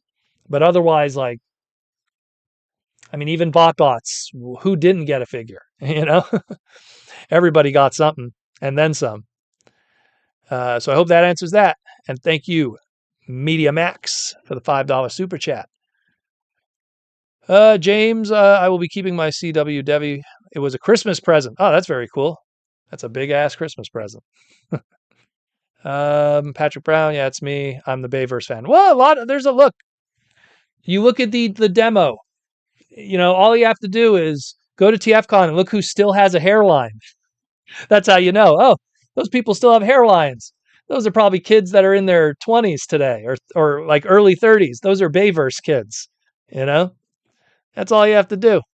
You know, Transformer fans have old guys like me and then they got the young cats too. So always works out that way. I got the G1 and G2 sets. Very cool. So then definitely, I will say this, T-Formers, the G2 sets, they still have their flavor. You know, people will still appreciate those. Because I mean, will they do a G2 Superion? Maybe, maybe not of the new tooling.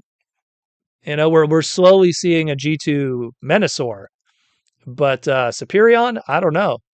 Is there a partner that wants to get involved with that? That's a different story. Cringe McCringle, Bayverse fans, you mean me?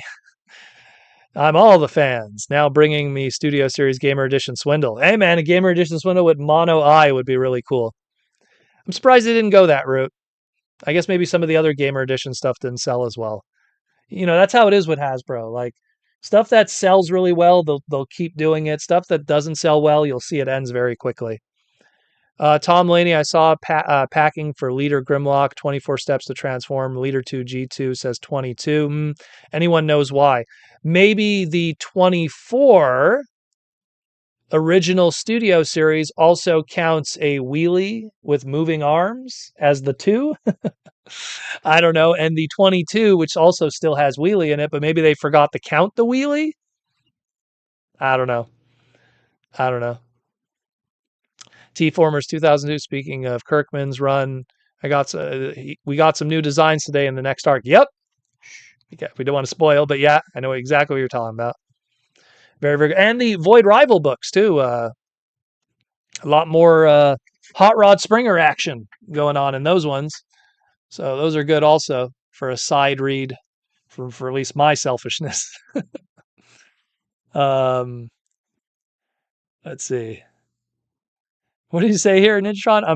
I'm bald because I shaved my head to make myself more powerful. Is that how it worked for Krillin? I guess that's how it worked. That's how he got all the ladies in Dragon Ball. James, so I've come out with the new Predator. And so they've come out with the new Predator Combiner. You think they will tackle that? Well, not anytime soon.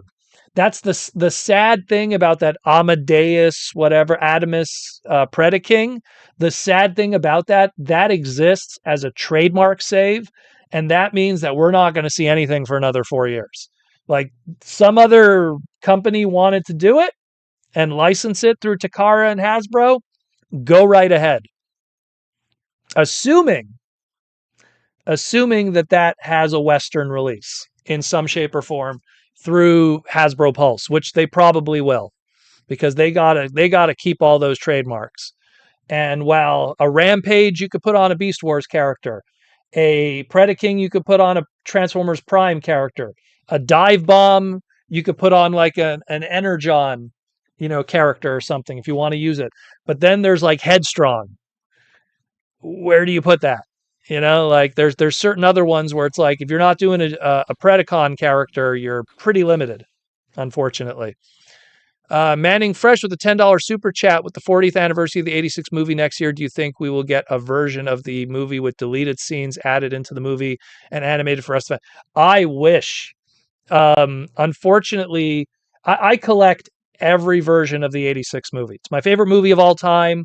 I try to buy every if I buy a Chinese version, a VHS in French, I'll buy every version I could get. And every time they do these like anniversary ones, it was 15th anniversary for the first DVD. Then they did 20th anniversary. Then they did a 25th anniversary. Then they did a 30th anniversary. I don't think they did anything for 35th, but they're going to do something obviously for 40th for sure. They'll do some other steel book or whatever. They'll probably do what they did before. They're just going to show the storyboards with the deleted scenes and maybe put some sound effects with it. For DVD companies to invest and put all that time and energy into something that will more or less make the same money regardless, I don't think they'll do it. I really don't. Like for them, it's like they barely spend any money on animation for brand new stuff. You think they're gonna like add the little extra scenes of the death of Ultra Magnus or the death of like some of the background characters or like the extended part of Optimus Prime fighting Megatron where he like slams down one of the cone heads? Like it's one of those things I don't see them putting money into that. And again, DVD, Blu-rays, such a niche market on top of that, which is what that kind of stuff back in the day was the appeal. Like you had that extra stuff, it was part of the DVDs that moved DVDs because of that. Today, because no one cares about that, Look, the 86 movie, for some reason, is still sitting for free on YouTube all these years later, uncontested. And don't anyone report it because it's great that it's out there for free for people to watch.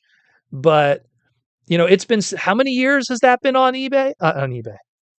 On YouTube?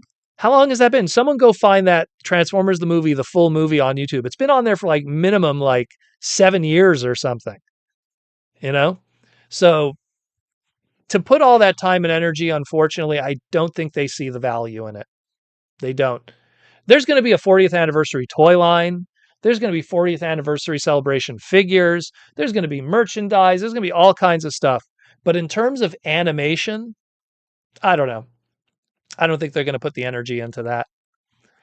But thank you for the super chat. That's a good super chat question. Cringe McCringle, at least they're still making War for Cybertron game figures. Yeah, they're slowly putting those out there. Slowly. If the tooling's worth it. Shiro kind of felt that Gamer Edition kept shooting itself in the foot with each release. I think that, it's something where you start with the heavy hitters, like the Megatrons, the Optimuses, the Bumblebees, the Starscreams. And then as you start going to the B tier and C tier characters, you're going to see diminishing returns. Obviously, an Optimus Prime is going to sell so much better than a Thundercracker. So it's something that they can't really look at it that way. They have to kind of like as time progresses. The way I look at it, I kind of look at it like a TV show. Episodes 1 and 2 will get the most viewers, and then it just kind of diminishes from there, unfortunately. And it's kind of the same thing with product. If you start with the most popular characters, you shouldn't be surprised if the sales dip a little bit as you get into the characters you haven't done with yet, which are C tier, B tier, Z tier, the odd weird one too. Brainstorm 2002. Do you think they could do more an Energon Optimus soon? Man, they are just avoiding Energon at any cost. Like, I mean, think about it. We got the core class Megatron and Galvatron. What else? Core class Megatron and Galvatron. You could kind of say there's a mild homage to Energon Scorponok with the Cyber World one, but that's not intending to be Energon Scorponok. And then that's it, really. I'm looking at the rest. I mean, yeah, no one else. No Energon love. There's nothing. There is nothing. Yeah. I mean, it really is that Megatron, and that was a core class, so they were playing it safe with the price point, you know. But we'll see. T-Formers 2, the ninja shaving his head to enhance his pirate skills. Oh no! Oh no! T-Formers, how could you? Victory Slaw, Proto. I'm older than you, and I still have my hairline. Hey, you're lucky then. You're lucky then. You're very lucky then. If you're an Asian man, you definitely have your hairline. Asian guys always keep their hairline tight. That's one thing for sure. Mateus, they should release the last night extended edition with the deleted scenes. Honestly, well, you know what's funny with the 2007 movie? Did they ever? So when I saw they did an IMAX screening of the 2007 Michael Bay movie, and there was a bunch of extra scenes that was added to the IMAX version, which they were not very good extra scenes. It was very clear why they were cut from the movie because they really kind of offset the pace of the movie in a lot of ways. I didn't like it at all. Like sassy black woman giving, Josh Duhamel's character crap for trying to buy, a flashlight before the Battle of Mission City or whatever. Like there was just silly scenes here and there. But to my knowledge, did those ever end up in future DVD releases? Because none of the ones that I knew of, at least in 2008, 2009, had them. So help me out here with that? Did they do a future release that finally got those, a Blu-ray or something? Because there's still some other stuff that I think is still missing from other Transformer movies. I mean, in the West, we never got the Beast Wars animated movie, Beast Wars second animated movie box set. Where's that? Mateus, maybe with some extra scenes that the movie made a little more sense. Well, again, it's all about, is it worth it to do DVDs anymore too? That's the problem also. Is the market there and the dwindling and shrinking and shrinking DVD location in every Walmart is any indication. And if you go into Best Buy, there's like almost no DVD section anymore. Tom Laney, I'd like to see the old cartoon style Transformer show tried at CG computer animated. Back to basics. Well, again, Tom, if you do Generation 1 in CG, it's kind of what we've already been getting a little bit to begin with. I mean, look at every Optimus Prime we've gotten up to this point that has the same kind of transformations. You look at, I'm trying to think of what would be a good example, but there's just certain things that if you want to revisit those designs, that's fine, but we've revisited them already so many times. And the reason why I say that is because if we get a G1 show, right, that's using the G1 designs, but CG, then that means there's going to be product that accompanies that. And all that product is going to be pretty much revisiting everything we've been doing up to this point with Generations and Legacy. So it wouldn't be very original. And how many people are going to want to buy yet again another Formula One Prowl? Excuse me, a Formula One Mirage. And that Formula One Mirage is not going to be able to look like what he did before because of licensing reasons. And it was the Wild West in the 80s, but not today. So it gets a little tough too with that kind of stuff. Or even like Prowl again, going back to Prowl with the Datsun Z and everything. They always have to change ever so slightly. Um, yeah, they did the fan subs, but I'm saying more from an official capacity, you know? Give me an official box set or something. I mean, I could download anything. It's all out there, of course. Shiro, and to this day, still haven't watched it. What haven't you watched, Zero? Tom Laney, where is the remaster War for Cybertron games? Oh, that would be amazing. War for Cybertron just needs to get re-released and have a beautiful online community again. That's what it needs to have, more than anything. The Beast Machines Cheetor. That's true. That core class also. I forgot about that one, which never got any repaints. We didn't get the Night Slash Cheetor. We didn't get the CAT scan repaint. We didn't get, if you want to go deep cut, the weird coloring that they did in Universe 1.0 with the red chest, which was from the Night Slash Cheetor. So, surprised they didn't do any repaints of that. But again, probably because core class didn't sell well. Did not sell well. Did not sell well, unfortunately. Where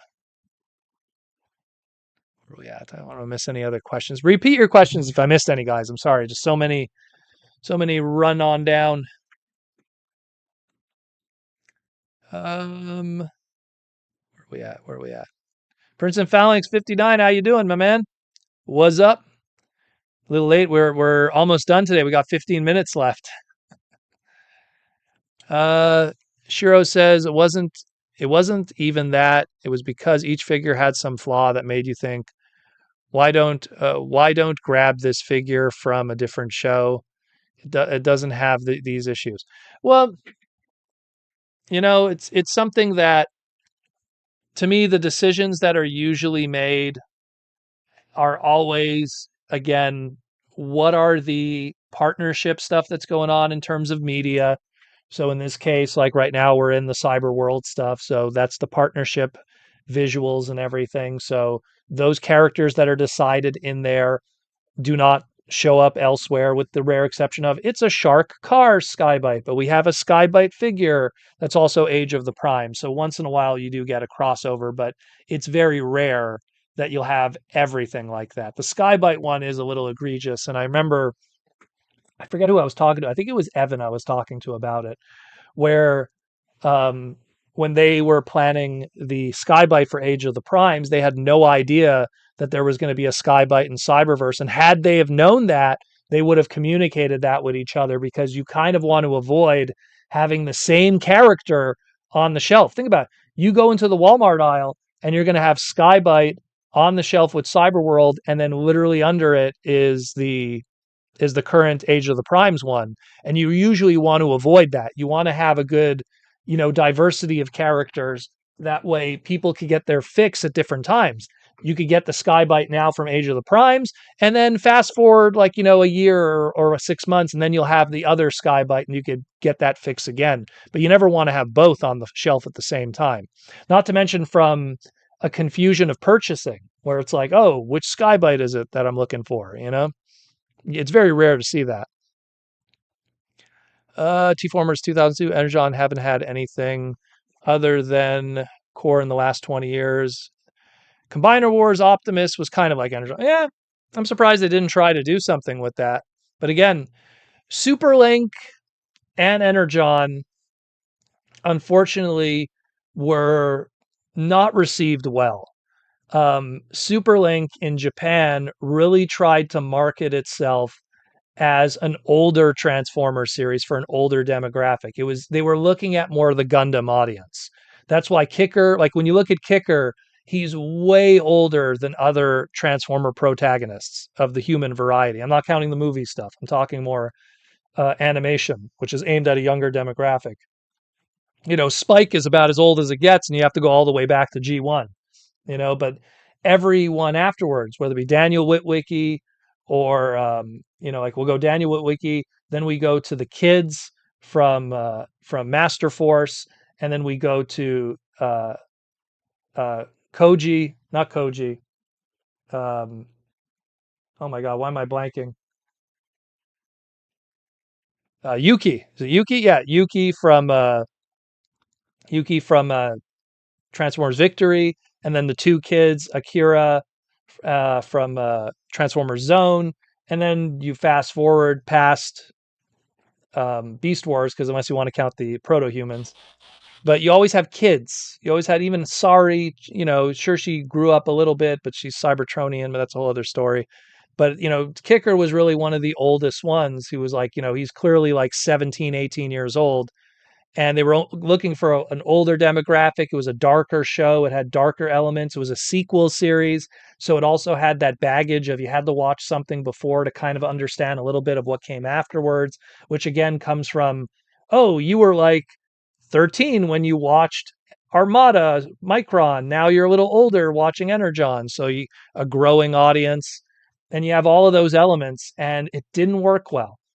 And not to mention a lot of people just watch the dub, which don't watch the Unicron trilogy, Armada, Energon, Cybertron. Don't watch the dub.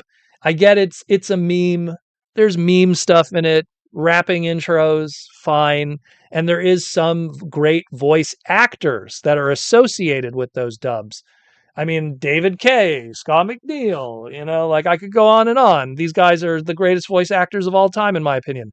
But they were very limited by the anime dub process. The animation was rushed. There's a lot of problems with that. Watch the Japanese versions. You get the true story and what was intended. Jan, thank you. Did I say Yuki? Yuki, I think, was the name of his, Star Saber's Brainmaster. Excuse me. All over the place. I'm tired. Prince of Family 59 with $2 super chat. Proto, will you be attending TFCon Chicago? So far, it looks like it. Unless something changes. Looks like I'm going to be there. If I am going to be there, I am going to try to make sure that I have copies of this available for people. I have to talk to distributors to get some extra copies. So we'll see what that. I'm going to have some exclusives that we had at TFCon Toronto, the Bumblebee, with extremely limited numbers. And I mean limited, I mean like 3 or 4 sets of the Pokemon Red and Blue.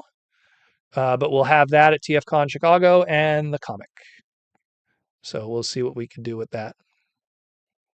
And then the comic is going to be super limited also. I don't know how much I'm going to have because I never really intended to bring the comics to the Transformers. Oop, there goes some of the Lego. I never intended to bring any of the Transformer comics, the Mega Man comics to a Transformer convention because they would always sell out anyways at the other shows that I was doing. So it is what it is. Don't forget your homeboys from Transformers Go. It's true. It's true. Transformers Go was a little older. You are right. You are right there. I'm trying to think if there was any other like older kids. It always skews younger. Always skews younger. Proto, when are you going to start an anime podcast? I have enough stuff on my plate, unfortunately. You want to talk anime? We'll talk about it right here. That's it. It's just between this podcast, the Toy Armada podcast, which you should be subscribed to that one too. My 9 to 5 job, working on a comic book full time, also writing an ongoing full time comic book series. I do all the editing for this for the podcast and stuff. I don't hire nobody to do this stuff. Like I try to just incorporate all those elements in my life and try to just balance everything while doing conventions, while traveling. It's a wild, wacky world. To put another thing on my plate, I don't know how I would do it. Clark Clint Gaming, I think Energon's problem is from a toy perspective, then it's gimmick heavy. There's a lot of things, like combiners, Energon weapons. I mean, the toys were fantastic. If anything, that was one thing that they didn't have again. Yuki was the kid from Car Robots, Yuki Kun. It was called Koji in the dub. You are right. Um, but yeah, it's a tough one. How was Jack? Jack was not great. Jack is probably the weakest of the humans in Transformers Prime. And even though I'm not a big fan of Raphael either, or Raph, Jack was very, you know, plain toast. I don't know how to put him. He was a very boring character. Very boring. Obviously, Miko stole the show. Don't get me wrong, but Jack was so boring. So boring. Tom Laney, I finally planned going to Chicago. Just need company. Just need company. Wife wants no part. That happens. You know, a lot of times people ask me why I don't, bring the wife to TFCon, and I always tell them it's like she'll have fun for like 5 minutes. She'll check out the dealer room, find one or two items that might attract her that are of the non-transformer nature. Maybe someone will be selling Lego there. Someone will be selling some mecha robot stuff. But after that, what is she going to do? Sit next to me at Aaron's booth all weekend, bored out of her mind? It's tough. Where when I bring her to San Diego Comic Con, there's tons of stuff for her. When I bring her to one day miscellanea toy shows, there's tons of stuff for her. When I bring her to video game shows, there's tons of stuff for her. It's a little different when it's just Transformers. It's not her jam, So that's why I don't bring her more because I don't want her to be bored, you know. And it's the same thing. Like if TFCon did like a crazy show that had a good Sunday that had miscellanea, we could get away with that. But those days are long gone, unfortunately. The miscellanea Sundays that we used to have in Toronto, where Saturday was Transformers, Sunday was other stuff, are long gone, unfortunately. Mr. Delgado, you do a great job, bro. I'm getting some alt variants of Mega Man tomorrow, just in case I go to TF on Chicago. Well, I mean, forget me being there. I just hope Josh Perez does one of the shows in the future because Josh is like associated with so many of these books with me too. That's the thing. Like Josh, I'm so glad that I have him doing the coloring for so many of these because he's the best in the biz, no question about it. But also, he's someone that if I'm at a show, there's a good chance Josh will be at a show. So there's opportunities for people who want to get autographs. You could get both of us in one shot. It's just a matter of getting Edwin to come to the shows too, and he does a lot of conventions. So, typo. How old was Jack? Kicker, I want to say was 16, 17, 18. Jack gives me like a 13-year-old kid vibe. I don't know why. Maybe I'm wrong on that, but that's kind of, just how it was. No, Ninjatron, I think Jack, when you compare, think about how much so many other characters, like human characters and what they've done in Transformers, or how much of a personality they have. Jack has always been kind of boring. And again, it's very hard also, like it's the comparison where here's Jack who's boring, but on top of that, then you have Miko standing right next to him that's stealing the show. it just kind of takes it all away, unfortunately. Tom, thanks, Proto. Great as always. Enjoy the weekend. Later, all. Take care, Tom. Take care. Have a good evening. We're almost done, anyways. We got like 4 minutes left. Got 4 minutes left. We'll try to take a few more questions before the evening is over.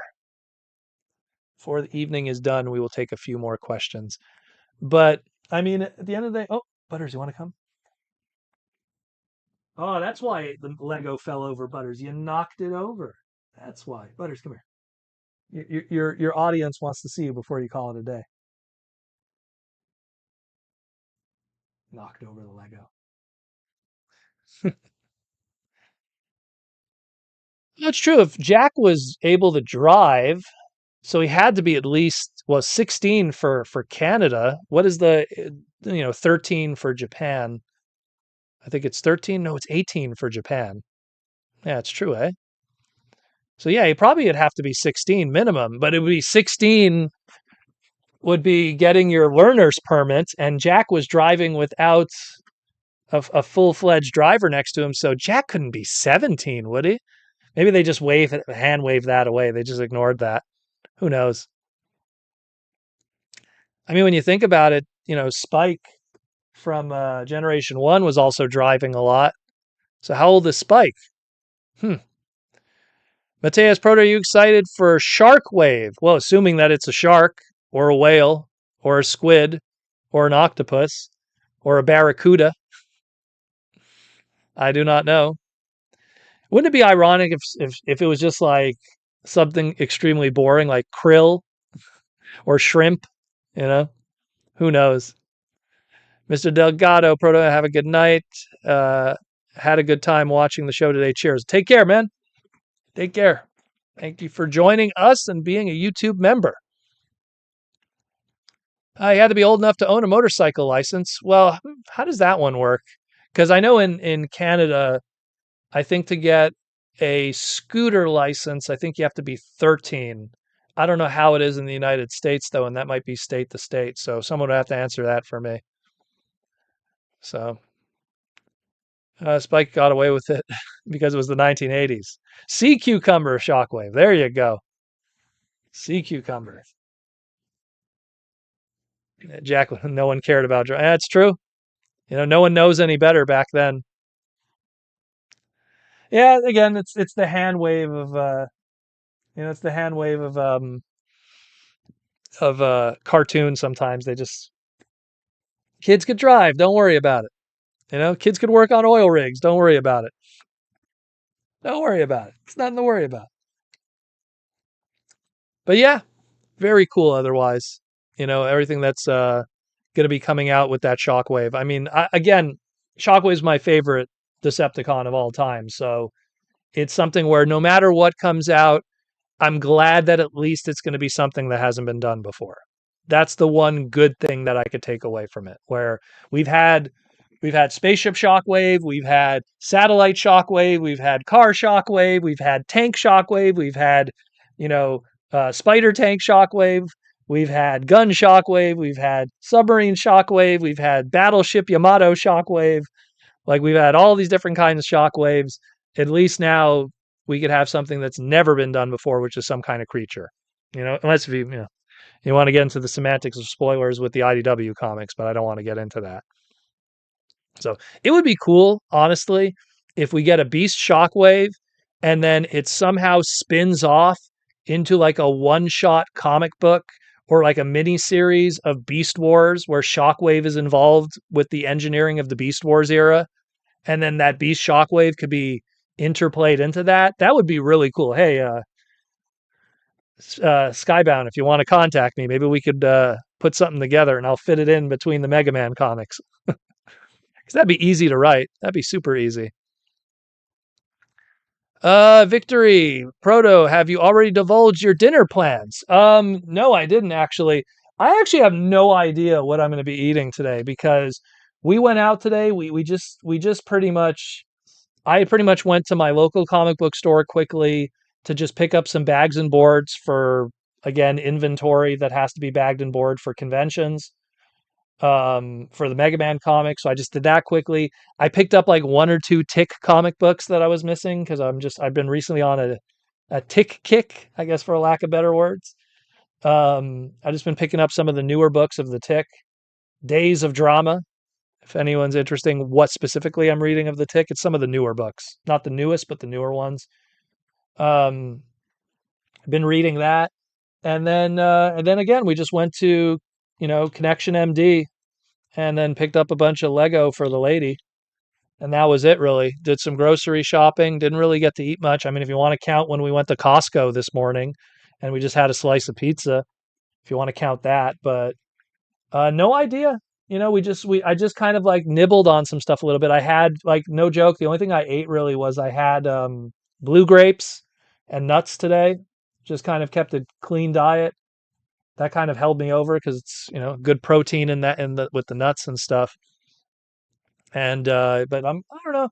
Maybe I'll have like cheese or something. I have like habanero cheese, like spicy cheese. I'm probably gonna have that maybe. I'll also have habanero cheese with some crackers. Keep it light, and then call it a night. Watch some television, play some video games, and call it a night. I am waiting for that new Bubsy game to come out. I actually want to play that really badly. I keep seeing the footage for it for the Nintendo Switch, and I'm like, want to play that Bubsy. So looking forward to that. So we will see. We will see. T-Formers 2002. Watch Shockwave just be the obvious pre-tool for someone else, and it just kills the creativity. Well, I would not honestly, T-Formers. You would not be wrong with that. I mean, it's something where think about sea creatures that are, let's say, beast related, right? So there's not much you could pull from. So, and think about it, right? So, Hammerhead Shark, which is Cyber Shark's design, right? His first one. How do you do a one eyed hammerhead shark? So, that gets rid of that one. So, now the next one is okay, Clawjaw, aka the squid, right? From Beast Wars. Are they going to do a squid, one-eyed squid, uh, Shockwave? Are they going to do that? Or one of his blaster hands is one of the squid arms? That's a possibility. So you got to think of what are Beast Wars characters that were water based. Manta Ray, one-eyed Manta Ray, and then we get a depth charge out of it. I mean, so it's one of those things where you kind of have to, if you're thinking like that, you got to think about what characters they're going to parlay that into afterwards. So, yeah, Bubsy. I know. I'm looking forward to it. I like real talk. I played the original Bubsy game back in the day. It was a rental for Super Nintendo. What could possibly go wrong? I liked it. I mean, you have to understand when you were a Super Nintendo kid, you didn't have Sonic, so you had Bubsy, and Bubsy wasn't Sonic, but Bubsy was Bubsy. He was okay. The games they were all right. But I'm looking. The new one looks good. I like the new one. Check out the footage for it. It actually looks interesting.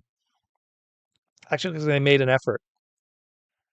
Um, Electric Eel. Yeah, there's a lot of interesting ideas. I'm really curious what they're going to do because we have a character that's associated with one eye, and that right away opens a whole different can of worms of creativity with whatever character that's going to be because it's a creature but it has one eye, and it's like, yeah, man, that's what creates so much interesting levels to that. And no matter what they do is going to be interesting because it's a creature. So I'm very curious to see what they do. And I'm excited about it. Again, it's Shockwave, it's beast related, so it'll fit right into your Beast Wars collection. I can't complain. I can't complain. It's gonna be fun. It's gonna be fun. And hey, we already got Onyx Prime, so there's not gonna be that connection for the IDW spoiler people. So there's plenty going on there. Plenty going on, a lot of good stuff. Angelfish, that'd be interesting. But again, I will gladly accept whatever happens as long as it's fun and unique. Because when you've been collecting as long as I have, when they do a different alt mode, I'm all for it. That's why I loved bots. As simple as they were, I mean that's why I keep them. I keep always some of them on my table here because I loved them so much. Each one of them was unique. Each one of them had a different twist or turn. Each one of them turned into something that's never been done with Transformers before. And it's such a shame that the distribution was terrible. The show's release was 3 years after the fact that they should have been out. You know, I like freshness and stuff that's different and new. When you've been in this hobby as long as I have, like I've been a Transformer fan, let's see, 86.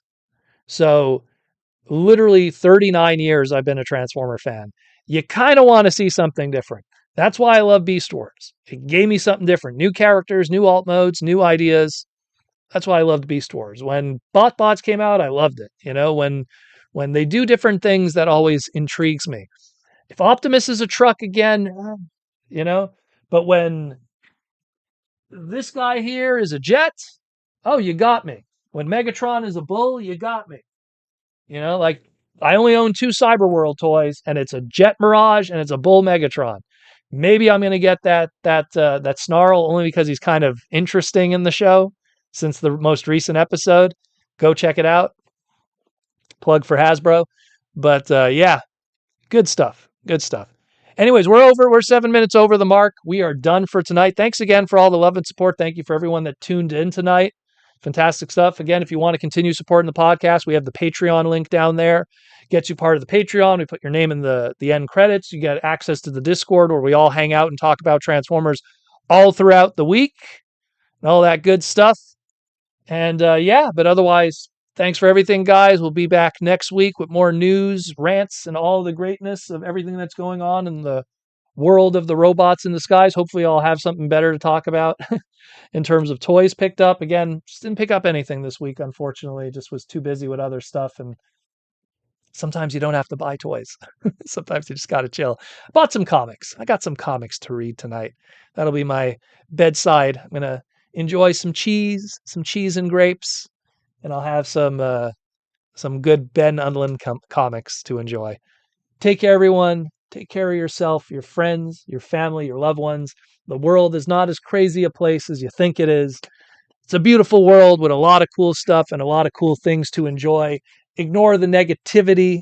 I know that it's so tempting to watch negative YouTube videos and follow negative content and all the rants of negative people that I see in my Twitter feed and in my Facebook feed almost every day, even though at one point I used to be able to enjoy Twitter and not have to see any of that. But ignore that stuff.